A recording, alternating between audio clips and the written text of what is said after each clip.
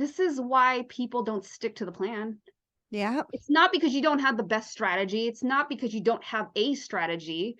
It's just because you haven't addressed those subconscious patterns. You haven't stopped to figure out why you make the decisions you do. Mm-hmm. Because that's why I would hear people say all the time, I blew it again. I blew the budget, or I don't know why I can't save, or I don't know why I have such a hard time buying myself some nice things. Yes. And it's all rooted in the way we grew up, the money stories and the money mindset, and figuring out, well, where did that come from? Whose voice are you hearing?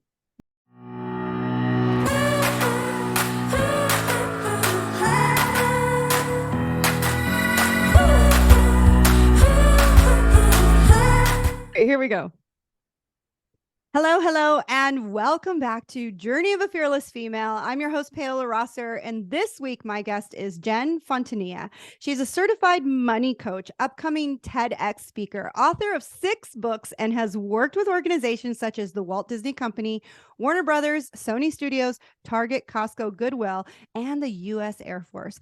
With over 18 years of experience in the financial service industry and over 2 decades as a graphic designer, Jen is a money mindset coach and helps spiritually conscious creatives and rising entrepreneurs clear their money blocks, get out of their own way, and make the money they deserve to create a prosperous life with her signature program, the Confident Creative Method. Everybody, please welcome Jen Fontanilla. Hi. Hi. So excited to be here with you. I am so happy to be. Okay, so let's talk about how we met. Just a small smidget, because most people who watch my YouTube channel and my TikToks know about the crazy story about how I almost got inducted into a cult. And Jen so happens to be the woman that was sitting next to me. And it's so crazy. That's how we met. We met almost being inducted into a cult. Did we? I don't know if it's almost. I don't think we were. I cut that cord a long time ago. Yeah, I did too. I cut that cord. But yeah, it was an interesting experience. But what I loved about it is that we became friends and we have such an incredible connection because of our almost because our almost because we were almost abducted by a Chinese cult together. It really bonded us. So I'm so happy to have her here because honestly, I didn't really get to know her because we didn't get a chance to talk. Otherwise, we would have been smacked or something. Oh my gosh. Yes. So this is good because this is going to be the first time I actually hear your fearless journey. So let's begin, Jen. Where did it all begin?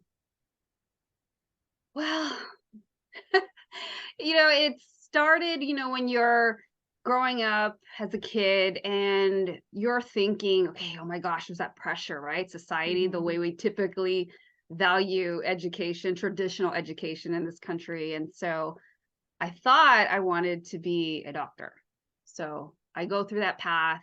I get to high school, and then you start having to think, right? Okay, Yeah. where am I going to go now? I got to declare a major if I'm going to college and all those things. And so went down that path. And by the time I was almost done with college, I get this realization that I don't think I want to do this.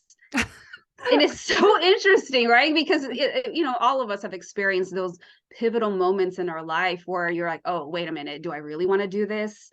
Do I keep going? Okay, but then people are going to get upset. And then we start thinking about all these outside factors. Mm-hmm.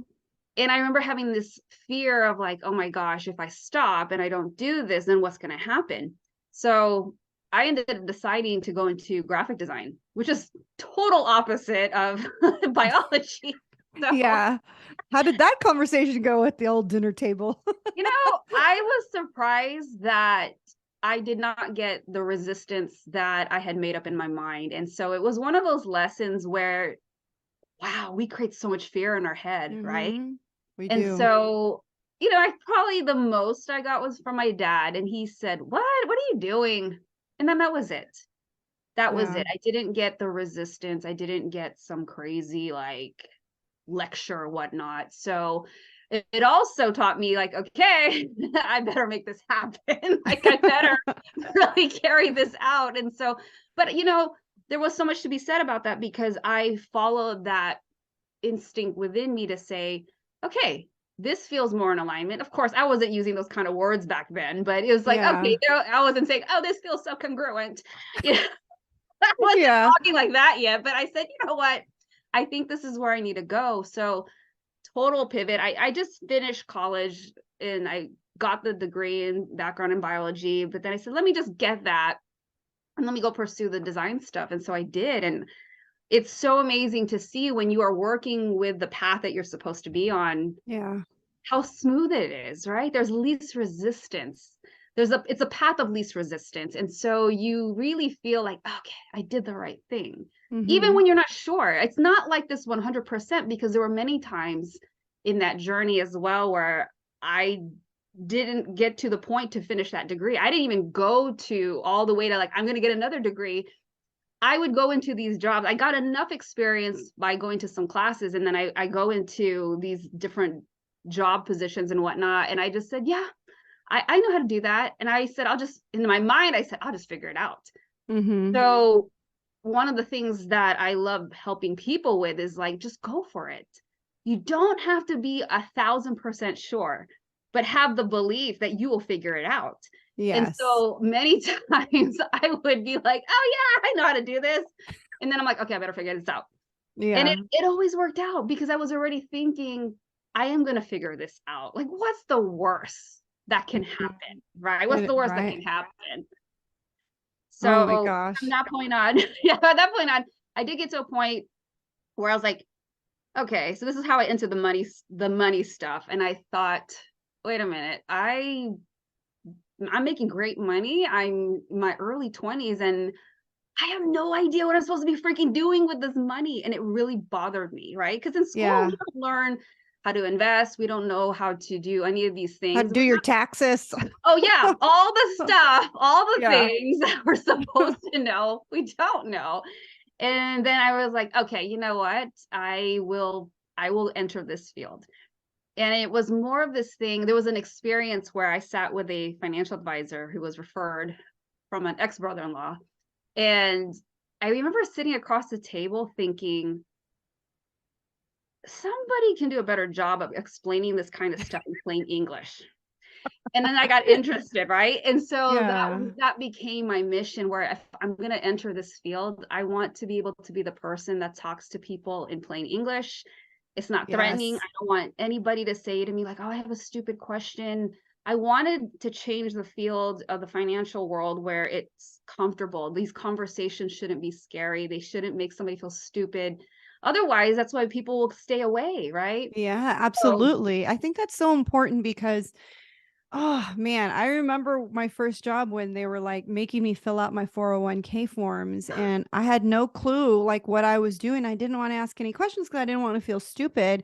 But at the same time, it's like I had a really crazy like business career. I quit jobs and I left and I would have to roll over and they're like, "Do you want a Roth IRA or do you want a traditional?" I was like, "I don't know." Like I had no clue, like, and that's the thing. It's like, you're right. You're sitting in front of these financial advisors who are just literally saying things to you that's confusing the shit out of you. And you're like, can you just say it in layman's terms? Can you just break it down so I understand? Can you use blocks? Like, can right. you use something that's like visually so I could understand what you're saying? Because none of it makes sense to me. Absolutely. I would always get that vision of, remember Snoopy the Peanuts gang and the teacher? Wah, wah, wah, wah, wah. That's what it seems like. And I would have clients go like, hey, common scenario. Yeah. I just started this job. They gave me this 401k form. Like, I don't even know. I mean, people are just like, can you just look at this?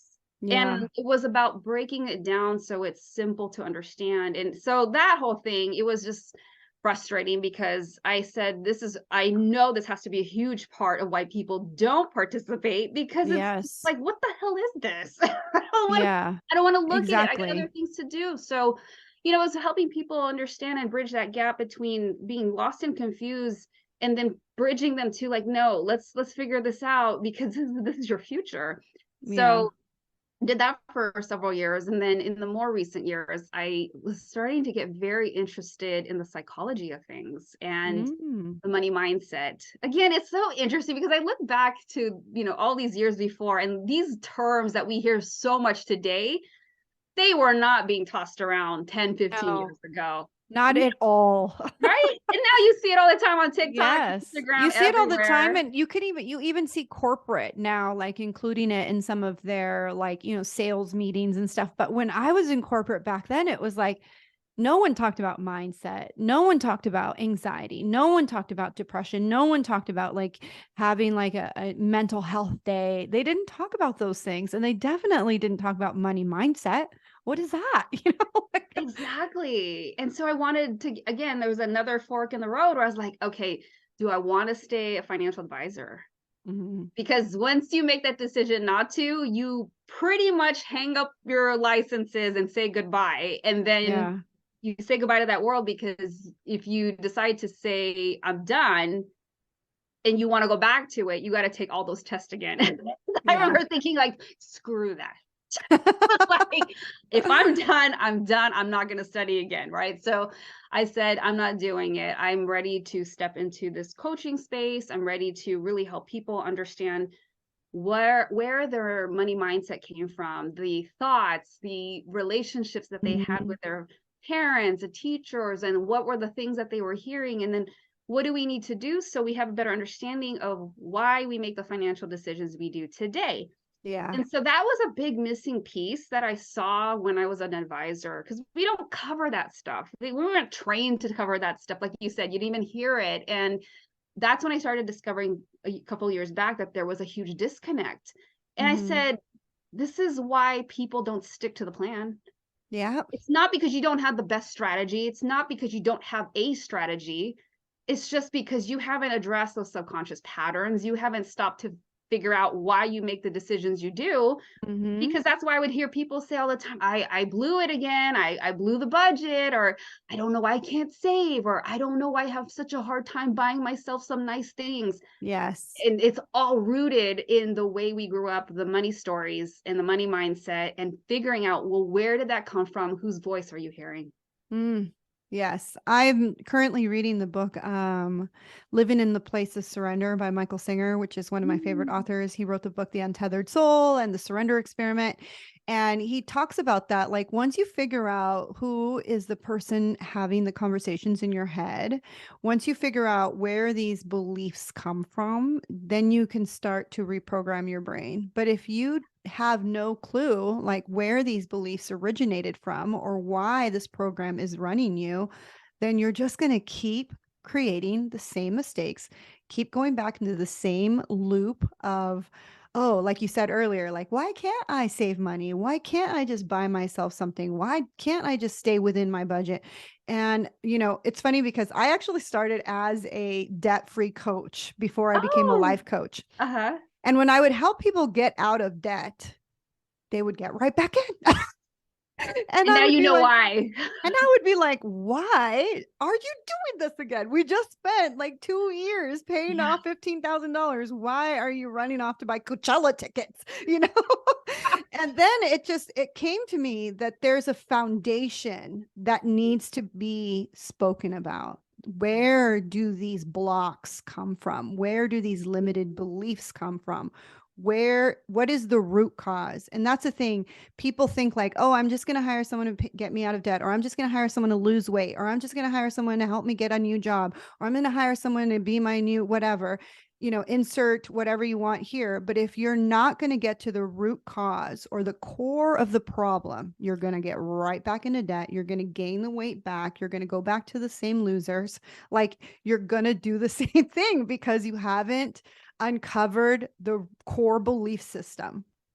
Yes. Oh my gosh. Yeah. Mic drop right there. I mean, that's exactly it. It's that very fact that again, it's one of those things we're not trained to know, oh, I need to go visit the stuff that's in my subconscious mind. We don't learn that stuff. And so I just No. constantly run into people like, I need a financial advisor. And now, me being on the other side of things and me being an advisor for almost a decade, I was just like, no, you don't. There's a lot of work you need to do before you Right? go Before you go there. there. And that's Yeah. another thing And when you yeah. come across huge amounts of money too, if you didn't fix the underlying, you're going to give it away, you're going to overspend it, you're going to invest in the wrong things. Your cousin's going to come and say, hey, I've got this business idea. You're going to be like, oh, I want you to like me. And you give them your money, and then like you're broke and you're like, wait, what happened to all my money? Oh, yeah, I didn't fix my core problems. And so that's the reason I became a people pleaser and just gave it away. Yes, Right? exactly. You know, you just made me think of something that I was talking to somebody this past weekend at a family party, and I was explaining how that very thing is the same thing that happens to lottery ticket winners, Yes. right? The average amount of time that they lose all their winnings is about 4 years. Same thing with people that get a life insurance death benefit. Yes. Because all of a sudden, this huge amount of money, whether it's in the hundreds of thousands or millions, is coming in, and then people like short circuit, and then they don't know what to do with it. And so, Yeah. like all the And it, things you said yeah. is And there's happening. also this like Oh, people weird pleasing. underlying belief that money is the root of all evil, you know? And so, especially if you've been deeply programmed to believe religion stuff, they will think like, oh, I'm not good enough to have this much money. I have to donate it to the church, or I have to like give it to the homeless, or I have to, like, people feel like they have to do these things.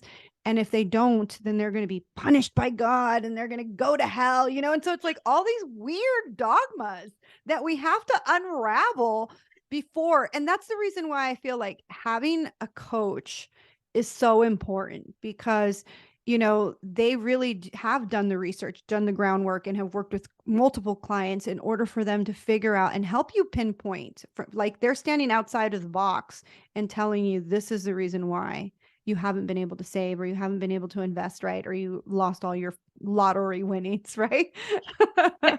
And then some. Yeah. Yeah, I mean, absolutely. That's exactly what it is. And it's so unfortunate, like you mentioned, with the dogma and the religion stuff. There's a lot of misquoted stuff. Mm-hmm. And so what's really sad about it, at the end of the day, what it really comes down to is that many of us are experiencing unworthiness. Mm. And we're trying to put these band-aids, accumulating things, or finding quote unquote happiness in other people and other relationships. And again, like I love that you said the root cause, and we're not finding out like, well, what is it that's really there? What is that core wound? Like, what is it that we're trying to heal? But again, you're so in it. You know, one of my favorite quotes is by Les Brown: you can't see the picture when you're inside the frame. Yes. Which is why it's so important for people like you, when you're coaching people, we have that objectiveness, Mm-hmm. that we're not in the problem with them, but we're able to see like, okay, this is what we need to do. This is the next plan of action. This is the steps that we need to take. And so it's really this whole transformative journey for these people. But you know, you also have to be willing to want the help and be Yeah. ready to take the action and put the plan in place. In your experience, for those of you who are just listening to the podcast, and if you're watching this on YouTube, make sure to subscribe. But in your experience, you know, Jen is, are you Filipino, or Yeah, I know that Filipino, you're and then a there's little bit of Chinese, Asia, Spanish, a and little bit of Portuguese. China. Because Yeah, a I little bit remember, of China. because you were like, this reminds me of something when we were in that cult. You're like, oh, this looks familiar. I'm having flashbacks. But Those anyways, flashbacks. And I was like, okay, girl, the I exit door's know. over there But like too. in your, if you're, because, you know, obviously different cultures have different ways of thinking of money. And as when you were a financial advisor, if you could do a graph chart of the different cultures or races or ethnicities that came to you for, like, let's invest money, let's invest in stocks, let's do bonds, like, what would be the percentages if you could break it down? Like, what was the highest percentage of a certain race coming to you versus Mm, another race? Because I think that makes a huge, like, eye opener for people yeah. of color. You know what's really interesting? This was something I was very, very proud of and blessed to say that I had a very mixed portfolio of people. Mm. Not the investments itself, but I was very, very fortunate that I had a very well-rounded mix of clients.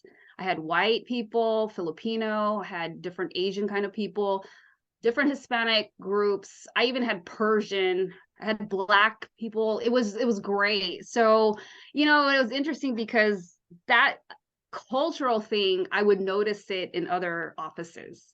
Oh. particular advisors would like, oh, they typically work with XYZ people, or Mm. their book of, clients tend to be a certain kind of culture, race, Mm. ethnicity. And I remember one of my values was that I definitely, and this is all, again, this is so many years ago, and this is way before the diversity, equity, Yeah. inclusion bandwagon nowadays that is so important. It's now at the forefront, but those kinds of things were so important to me. And even before, my son's half black, so I'm really, really, you know diversity, is so important to me, and representation for people of color, and I don't like the word minorities, but that's how they labeled it. So for me, it was so important that we had that representation. And I remember thinking, I would read studies and research papers and the statistics of, like you said, to your point, there was a study that I saw just right when pandemic happened, and it was this breakdown of, like, it's the white people Mm-hmm. that had the highest percentage of investing and whatnot. And then it went down to Asian cultures. And then it went to Hispanics and Blacks at the bottom. And I remember seeing that, and it really saddened me. And I thought, this has got to change. This has Yeah. got to change. And then, I took a step back and I had to ask myself, like, well, why is this? And, Yeah. everybody comes from different countries, and then there's different money mindsets. You have all kinds of stuff happening. Like, what are the things that immigrants grew up with that bring Yes. the country here in the United Yeah. States? So it's like so much is involved with the Yeah. thoughts I that think it's a come. I think it's a huge factor because like, I would think that exactly the breakdown that you said because like I didn't even know what a broker was or a Mhm. fiduciary. Like I had no clue. You know what I mean? Like when I was the first probably in my family. Well, my sisters graduated before me, but I was the first in my family that get a corporate job and Mm. get not only getting a corporate job, you got full benefits, 401k, all that stuff. And how much money do you want to put in? I don't know. I'm trying to pay my bills, And at the same time, it's like, well, do you want to be conservative or do you want to be like what I don't even remember what the terms were. Yeah, And then moderate, aggressive, yeah, aggressive all those things. investor. And then you just would let them take the money out of your bank account and never even question what they were investing your portion in. B, you never looked at those papers again to see if you should diversify your portfolio even more. I had no freaking clue what these words were. Diversify portfolio, what the hell? And at the same time, you just trusted that they were doing their job. It Mhm. wasn't until Bernie Madoff like did all the things that he did that I started to be more. And what happened to me was I was in real estate and I was in 2008, 2009, the real estate market crashed. Yeah. And I'm writing my book right now. So I'm talking about that moment where, I never watched the news. I never cared about politics. I didn't care about the stock market. I had no freaking clue about anything. But the day I got fired in 2008, I started to care. I started to care about politics. I started to care about the stock market. I started to learn new terms like diversified portfolio and all the things because I started to learn about the people like Bernie Madoff who took away everybody's 401k and pension plans that they had been saving for years and were like really dedicated in believing that that money was going to be there when they retired. And some people had no money. And that's the thing. It's like when we close our eyes and just say, well, someone else is going to handle it, or they know what they're doing, and not take the time to really do the research on our own or get yourself informed and knowledgeable, or find someone that, well, obviously she's not in the thing, but find a good broker or fiduciary, or actually fiduciary is better than broker. Find a good fiduciary person that's going to sit there and talk to you and actually speak to you in layman's terms to break it down for you. It's such a crucial thing. It could be as crucial as you're going to retire with $0 or you're going to retire a millionaire, right? It's so important what you just said. I think one of the things that a lot of people do is that, ah, I trust you. You go ahead and figure it out and make the decisions for me. I trust you, Jen. And I would hear that often when I was transacting the investments and writing up the paperwork. I said, no, we're not doing that. You need to know Mm. what's going on here. I want you to understand this. I'm going to explain it to you in plain English so you understand. I'm not going to make you read the entire prospectus for 5 hours. I said, but I want you to know what we're doing. And I Yes. want you to have the short-term plan of what we're doing here and the long-term vision, because I never want you to tell somebody else that like, oh, I don't know, she just picked it for me. I need you to be educated. I need you to be an educated investor, that you care. Because one of the things that we used to always say when I was an advisor is like, people spend more time planning their 3-day weekend in Vegas Mm-hmm. in the next 30 years of their life. Guilty. I know. That's Guilty. how we've all been there, because it's, let's face it, it's more fun. Yeah, it's true. It's like, it's crazy now because when I was in my 20s, I definitely never thought about like what I was going to do when I retired at all. I was like, oh shit's in the far past. I'm not even going to care. And I remember specifically when I first got my first McDonald's job at 14 and a half, my sister was like, every paycheck, take $20 and put it in a savings account. Every paycheck. I was like, what does she know? Right. Spent my first paycheck on Nikes. But fast forward, now I'm in my 40s. And yeah, I used to, my 20s, my 30s, money just out the door, no savings planned whatsoever. And I lost my job several times. So it's like, I could have been way more money savvy, or I wish I was. But now, like, I look at, like, I'm 40 years old, my mother-in-law and my father-in-law. My mother-in-law has dementia and my father-in-law can barely take care of himself. They're in an assisted living facility. And the amount of money that is paid to this assisted living facility will blow your mind. And it started to make me think, because in the Hispanic culture, Mexicans, like, your old people live with you. Yeah. Live with you forever, right? Like, you take them in and you take care of them. But like, my mother-in-law has dementia. I can't take care of her. And I know that there's a lot of people out there taking care of their ailing parents, but the caregiver is the person that has the most trauma and pain, and they have to carry so much because they're taking care of their elderly. But if the elderly had planned to have like that money saved, have that so that they can go into a facility where they're well taken care of, like my mother-in-law and father-in-law. Like, I'm thankful that they did that, because there's no way I could have taken care of no way me and my husband would have been able to take care of them. But on top of that, like, not just that, but like planning for your death, which is the one thing we're all going to get, is our exit here. The amount of people that I see on the corners holding up a sign saying car wash for my friend's death, or my uncle or my cousin or whatever, is sad. That it literally takes $20 or $30 a month, sometimes if even cheaper if you start early, to get a life insurance plan. And we don't, like you said, we spend so much more time planning a freaking weekend or a quinceañera or a wedding than actually spending the time figuring out who's going to take care of us and what's going to happen on our exit. That is such a hot button for me, Paola. I'm so glad you mentioned it, because a cell phone plan today, the monthly cost for your cell phone plan today costs more than even just the most basic life insurance, term insurance plan. And I have said this in posts. I have gotten flack and heat for it. And I said, GoFundMe is not a financial plan. No.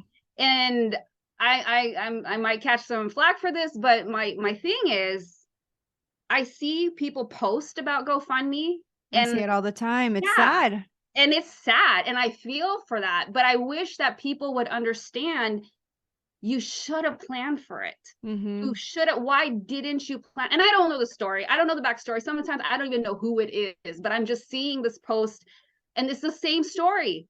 One of the parents died, two, three little kids, help with the groceries. And I'm like, why didn't you have a policy in place so that you're not burdened with all this money, that and the medical bills? Sometimes somebody passes away from some kind of illness, and there's medical bills, and now the stay-at-home parent, it wasn't working. I mean, it's so sad. And I'm thinking, like, all you needed to do was get a policy that would have at least covered a lot of this, and it's not even expensive. No, it's not. And it's so heartbreaking. This is why I'm so passionate about it, because if that was in place so many things would not be happening on, from a financial burden standpoint. And I think it's just important that people take this to heart and stop and look into it. That's the one thing I did keep. I still am an agent, a life insurance agent. And I was just like, this one is like so near and dear to me, that people get the protection that they need for their family, because I might be the one that dies, but it's like, what happens to my son? Right. And You're out then there in bliss and heaven I'm and already joy. gone. My body is gone. My spirit Yeah. went. But him, like you said, what's going to happen to my son? How is he going to be able to take care of himself? How is he going to be able to you need to leave a legacy, not just a memory. Totally. Here's the thing. If you don't even leave the legacy, now who does the financial burden fall upon? Mm-hmm. I mean, there's so many things it goes into. I've had clients who, they would tell me about somebody, they had a policy, but somebody that they knew said, like, my in-laws or my brother-in-law on the wife's side, they didn't do this. And now they're arguing who's going to pay for the funeral. Mm-hmm. They're arguing about, well, you make more money, why do we have to split it evenly? And it's so sad when that should be a time of celebrating the life of the person who passed away and becoming closer as a family. They're arguing about the freaking funeral cost. Yeah. It's so unnecessary. It totally could have been avoided, but because nobody took the time to stop and look into the basics of financial planning and establishing the foundation. And this even goes into getting estate planning done, your living trust, your wills, all kinds of stuff. It's one of those things above investments. Yeah. And you know what? And if you're listening and you're like, well, I can't afford a lawyer. Okay, I get it. Oh, guess what? There's this thing called ChatGPT now that you could just go on ChatGPT and say, talk as a lawyer and write me down an estate plan. And as long as it has your signature and you go and get a $9 notary and sign it and stamp it, that is good in hell. Not hell, but court, because it will be hell if you don't have something. But that'll be a good enough document to present in court, so that you're not stuck in probate. And probate court, you do not want to be stuck in, because you're just stuck in this like hell of like the court's just eating up the money because you never created a document that said my daughter gets the house, or my son gets my car, or my ex-wife gets nothing. And you know what I mean? That's another thing. Like if you got a divorce and you didn't go back and update your life policy and you remarried, your ex-wife is getting the policy, you can't argue these things. And I will say, look into getting a living trust. That can't be contested in court. I'm not a lawyer, that's my disclaimer, but look into that. But I love that you're giving that warning and that advice for people to do that. And here's the thing, I know that people can save. Make that a plan. If it's something that you're already saying you can't afford it, I have seen people go on crazy trips. I see it all the time. Like, don't tell me you can't save for the lawyer. And some of them are not always in the thousands. Like, even if you just get basic, like something drafted. I've been seeing people like on Carnival Cruise with 8 people rolling deep. And I'm like, okay, please don't tell me you can't afford it. Because I see it online. I see people do it. So make it a goal and work towards saving for that or whatever. There's always a way. And it's so important because it's a bigger issue if you don't plan and prepare. Yes, exactly. Plan and prepare. And the biggest times that you should do that is when you get married and when you have children, especially if we bring children into this world. Like, the United States all has a policy on us. Our social security number is that policy. If they're going to make money off of your death, you might as well make money off of your own death. Like, you leave your kids with some money, leave them with enough money to pay for their college degrees or their first car or whatever, or even their wedding or their first home. Leave them with enough money so they're not struggling through life. That's something that I had never, ever understood, that like in the Hispanic culture, there was no like insurance policy? What are you talking about? We're just gonna have a barbecue and we're gonna raise money and we're gonna get a car wash. It's like, no, like when my father passed away, it was just the biggest eye-opening thing that like they had all of us there, all 7 of us, and they were like, well, how much money can you, well, we can't afford a plot, we can't afford a casket, let's cremate him, because that was all we could afford. And even then, that was like sad. It's sad that you're trying to go through the grieving process. And you're, like you said, well, you make more money and no, you owe me this. And remember that time? It's like, that's not the time to have these arguments. It's literally planning and preparing for what is inevitably all of our destinations, which is death. Yeah, that took me back to some of my earlier days, and it was tough because there were some cultures, including my Hispanic friends, where my friends understood, they were my clients, but then they wanted me to talk to their parents.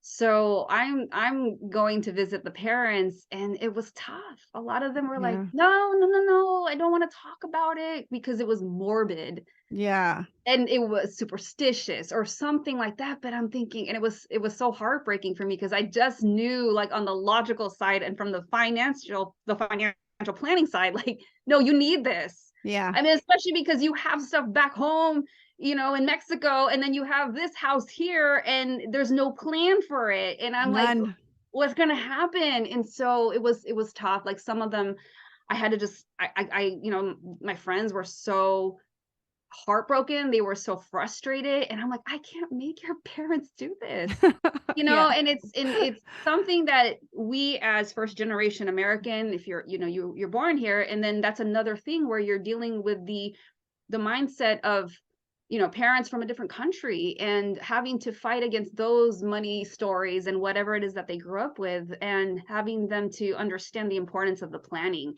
Because I've seen the mess, I've seen it, different cultures, different races, and people don't want to talk about death, even though it's inevitable. Or I see people make jokes because they're hiding behind the fear. So they'll be like, "Oh, just put me in a box." I'm serious. I would hear people, "Oh no, we don't need insurance. Just put me in a box, or just throw me in the ocean." I'm like, yeah, like we can really legally do that. That I know, right? Like we could literally, and even then it's like the box is expensive. Caskets are expensive, guys. It's not like $100. Like, no, caskets are super expensive. It's crazy how much the funeral business is a billion-dollar industry. It's insane how expensive it is, because that is the one thing that it's morbid, but it's the reality of it. And there is no age. There is no age when you might die. So that's why I think, like, for anyone who's out there who's pregnant, like the moment your baby is born, get them a life insurance policy, because you don't know whether your kid is going to die at 5, at 10, at 17. And it's not, like you said earlier, like a superstitious thing. No. You need to get that out of there, because it's like the old dogma again, the old religious dogma. It's like having to go back to the root cause. Where does this old superstitious thing come from? Right? Where are all these beliefs coming from? And I love that you talk about, like, let's talk about your money mindset. Let's talk about where this is actually the root cause of it, because if you don't get to the root of it, you're going to keep repeating the same patterns. Yeah. I think something that would be a good exercise for people to do, if you've never planned a funeral, look it up. Look at the dollar amounts involved. They charge you, let's say you're not going to do cremation, but if you just did a normal funeral where there actually is going to be doing the pallbearers. Yeah. The gloves, you pay for those gloves the pallbearers are wearing. You pay for the prayer cards. You pay, the caskets are in the thousands. I mean, I don't even know the average. And even though cremation is a little less, it's not by that much. So this is where you start to see the GoFundMe, because people are wondering, how am I going to get them buried? Oh, we'll just do cremation. I mean, it gets to this point where, had there been a plan in place, you wouldn't have to make the decisions based on what you guys could afford or scramble up. Yeah. So as you work with your clients, what would be like a couple of steps that you would tell them to do in order for them to start, like, really digging into their money mindset and why they are the way they are? One of the exercises that I have people go through is taking a memory lane walk, where you start at the earliest age and you think about, what is the first memory I have of money? It could be, I remember my mom gave me $1 and she told me I could buy something with it at the grocery store. And I bought a piece of gum. And Yeah. then, so you write the memory, and then you write the age, and then you go through the whole thing. And then you start to see these different patterns of, oh, I have this resistance here, or, oh, I noticed that whenever I interacted with my dad, I always felt like I didn't deserve whatever I was asking for. So it helps you to see different patterns that are happening throughout your life, because we don't just sit there and start to think about like, oh, how did I handle money from the past? And it is so revealing for people when they go through this exercise, because they start to see like, oh my gosh, I didn't realize I was doing that. Or they start to see what are the things that they learned from their mom or their dad or whoever was present in their life, or even like, oh my gosh, I learned this from this teacher who kept saying this to me. Or here was another one, it's kind of might be triggering. I didn't realize I was learning so much of this from the church, Ooh, yes. and I have to say, there's some things that, depending on who's running the church, what the mindset of the pastor is, or the priest, or whatever, it could be bad dogma, bad doctrine, and we're getting misinformed. And this is why we were saying earlier about, you said money is the root of all evil. That's an example of one of those scriptures that's heavily misquoted. It's the love of money is the root of all evil. And so, it's taking that exercise and going through the history of all these different events of your experience with money and noticing those patterns, and then being able to come from a perspective of like, okay, when I'm handling this now, or I have to make a decision about XYZ now, what is coming up for you? What does that feel like? And can you do it differently based on what you now know? Because as you know, as a coach, right, we need to have awareness first. Yes, it is. It's a huge, like, eye-opening experience, especially like for me, example, like when I first met my husband, he had 2 boys, and my husband was very wealthy and still is, but I didn't come from wealth, and he didn't come from my husband didn't come from wealth either. He was a self-made man, but now that he has all this money and he's a father, every time those boys were like, I want something, and he's like, here you go, here you go. There was never a no. And because I grew up in a different household where there was never any money, I always got to know. And so in the beginning of our relationship, I was like, no, you have to tell them no, or they have to take out the trash or make their bed in order to earn the money. And it wasn't until like I started to become more aware of why intrinsically within me, I had to tell them no, because I was told no.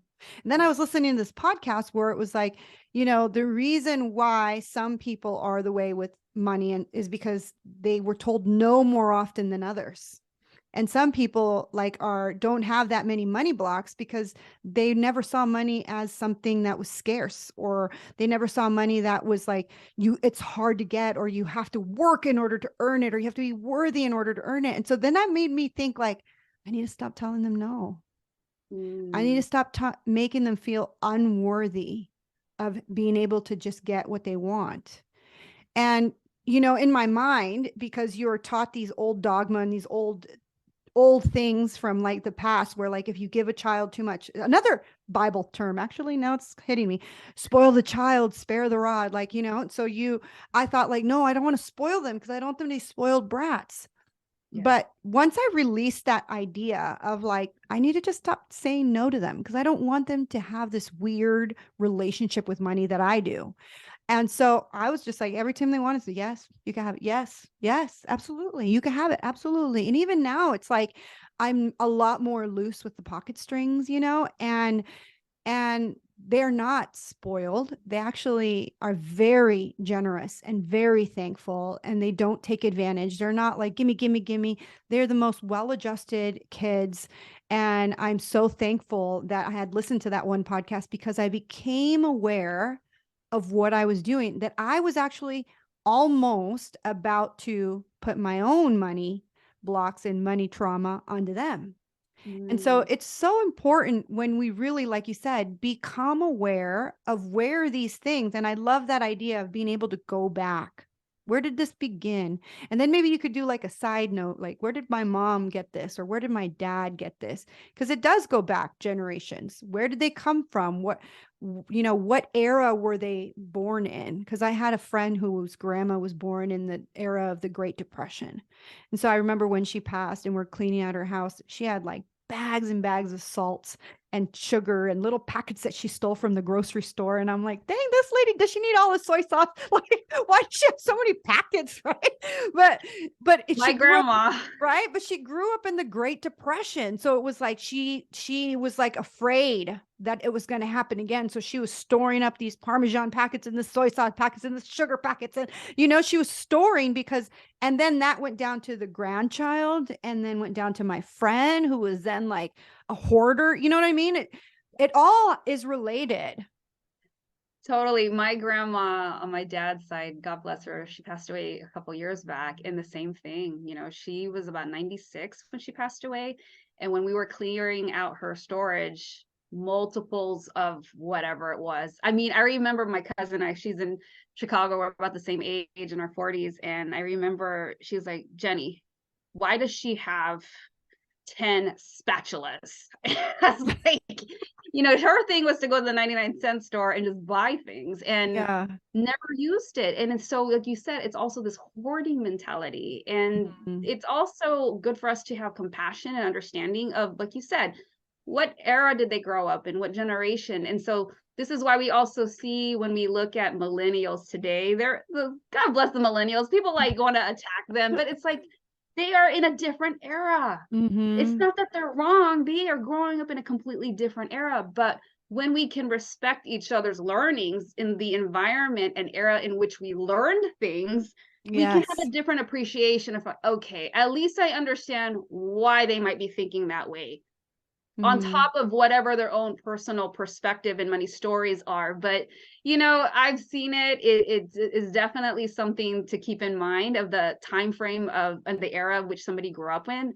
But yeah, and then even speaking about, your husband's kids, it made me think about one of the books I wrote is called Do Before I Do.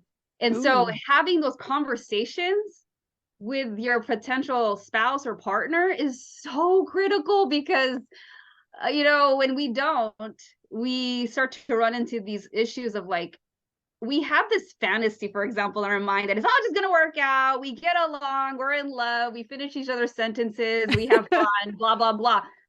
But then the money conversation sometimes never comes through. And then we run into these issues of like, well, what do you mean I'm going to do the management? Or, well, I thought you were going to handle that. Or we run into these issues of like, well, I don't want anybody to borrow money from us. Well, that's my brother and he's asking if he can borrow some money. So, there's all kinds of things even within a partnership. Yeah. I mean, I had some clients that were still separating bank accounts. And I was like, wait a minute, but you guys are married. And once you guys are married, everything goes into one. Why are you paying for half the rent?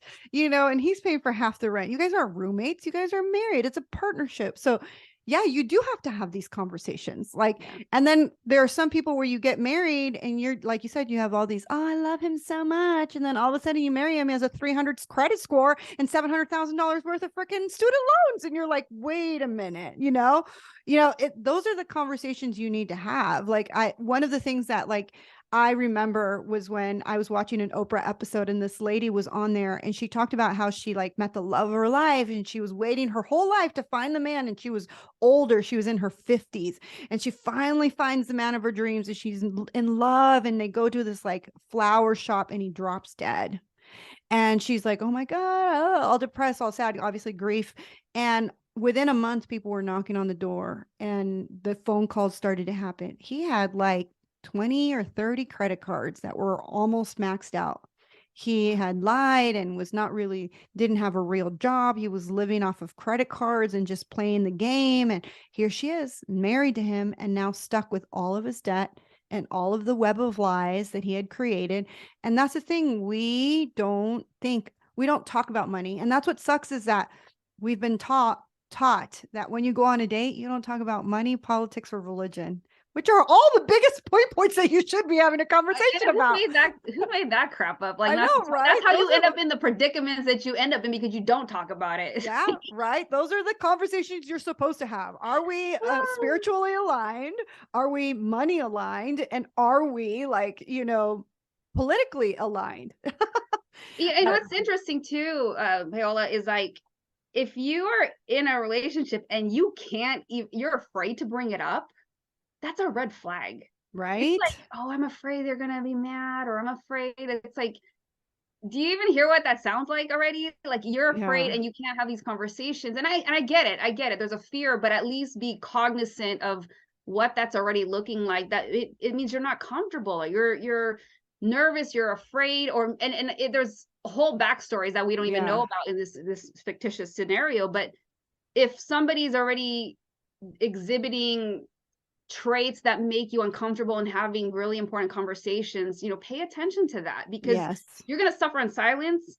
It's all going to stay inside. You're not going to be able to freely talk about these things. And these are major, major life things that you got to discuss and be able to do that together if you expect to have a winning chance at your future together. Exactly. Oh my gosh. Exactly. It's so important to have these conversations.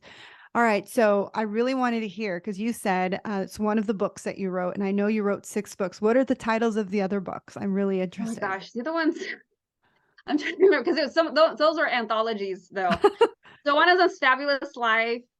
The other one is, gosh, I don't remember because it's been since like 2013 or 14. Wow. But a lot of them are mostly about the stories of how a lot of women, the people that are in the book, a lot of women overcame things. So one is like a faith-based one. One is about entrepreneurs and how they overcame certain struggles and whatnot. And so it's on my Amazon bio, but the one that I was talking about, the conversations, that was the one that I wrote the whole thing. And then that one's called Do Before I Do. It's like how to have conversations before, saying the big yes and the big I do, like, make sure that you talk about these things. And so, at the end of the day, it's just really important for me for people to be empowered to talk about money, to do the things that are necessary for your own financial growth and for your own education and awareness. And so, I hope that everybody that's listening to both of us is inspired to be like, you know what, I can do better. My eyes have been opened. If you never taken a look at your own money story, I encourage you to do that. And it's so healthy. It's so healthy, not only for you, but for everyone you interact with, whether it's your elderly parents, your spouse, and then especially the next generation, your children, your own kids, or other kids that are under your supervision, your care, or your influence. It's like, if we keep saying we got to do better, it's raising the next generation in that light and for them to have a healthy relationship with their money. Yes, I love that. All right. So as we wrap up this episode, what would be your nugget of wisdom for anyone who is listening on the podcast or watching on YouTube? What would be your nugget of wisdom that they can take away? My nugget is, it may not sound like it's related to the topic that we said, but I think this has always become the answer for me lately. And that nugget is to consider abandoning the hustle culture. Ooh, I love that. And I say that because a lot of times, whether you're going through a really tough decision, you're going through health issues, you're really nervous and scared about your business, whatever it is that you're dealing with, oftentimes we're running away, we're trying to go a million miles an hour. And then you see everything online saying like hustle, and maybe not the word hustle, but that energy of I got to grind harder. And so my nugget, here it is. My nugget is sit in the stillness. Ooh. Sit in the stillness. Just freaking stop. And do that daily. And I think that if you learn to practice that, however that looks for you, maybe you meditate, maybe you walk in nature, sit in the stillness. And I promise you, when you sit in that stillness, that is when the answers will show. Thank you again for listening to Journey of a Fearless Female. I'm your host, Paola Rosser. If you're looking for a life coach or a spiritual mentor, you can book a free discovery call with me at www.fearlessfemale.com. You can also follow me on Instagram at fearlessfemale_coach Subscribe to my YouTube channel at Fearless Female or find me on TikTok. I'm under at paola.rosser. And if you love this episode, make sure you hit subscribe, share it with your friends, and leave a review. I read every single review and I truly appreciate the time you spend writing it.